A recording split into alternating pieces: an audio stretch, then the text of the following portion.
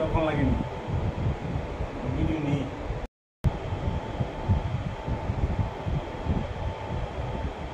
আর জানতে পারলাম একজন বাংলাদেশি নাগরিককে আপনারা আটক করেছেন। তার বিরুদ্ধে কি কি ব্যবস্থা গ্রহণ করেছেন ইতিমধ্যে, বা কোথা থেকে অ্যারেস্ট বা আটক করেছেন আপনি?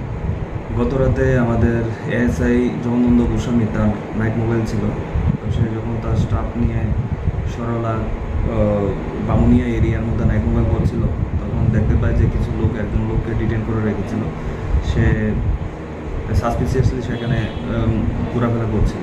তো মানুষের সন্দেহ হয়, তখন তাদেরকে ডিটেন করে রাখি তাকে। তো যথারীতি আমাদের অফিসার সিচুয়েশন দেখতে পেয়ে সেখানে যাই এবং তাদের সাথে কথা বলে, তো ওই লোকটাকেও জিজ্ঞাসা করে যে তোমার নাম কি। সে এক এক সময় এক এক নাম বলছিল এবং তার বাড়ি এক এক সময় এক এক কথা বলছিল। তখন মানুষ তার উপর বিশেষ করে খেপে গিয়েছিল।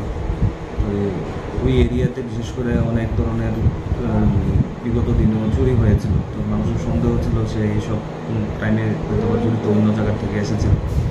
তো সেখানে যেন কোনো আনটোয়ার্ডস কোনো ইনসিডেন্ট না ঘটে, তখন আমাদের ওই অফিসার তাকে থানাতে নিয়ে আসে এবং সে জানায় যে তার নাম মোহাম্মদ বদরুল হোসেন এবং বাবার নাম লেট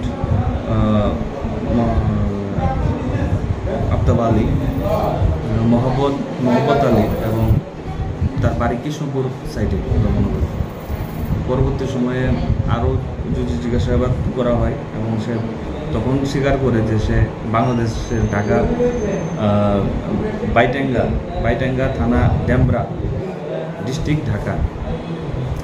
সে একজন বাংলাদেশি ন্যাশনাল এবং কাজের উদ্দেশ্যে সে ভজননগর সাইডের যে বিএপিএ আছে সেই বর্ডার এরিয়া দিয়ে আমাদের ইন্ডিয়াতে প্রবেশ করেছে এবং তার কাছে কোনো ভ্যালিড ডকুমেন্টস নেই।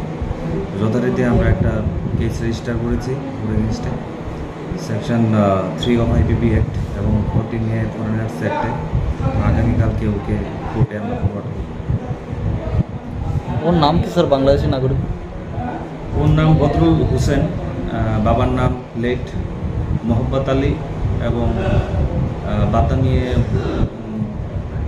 বাইটেঙ্গরা গ্রাম এবং থানা হচ্ছে ডেবরা ডিস্ট্রিক্ট ঢাকা।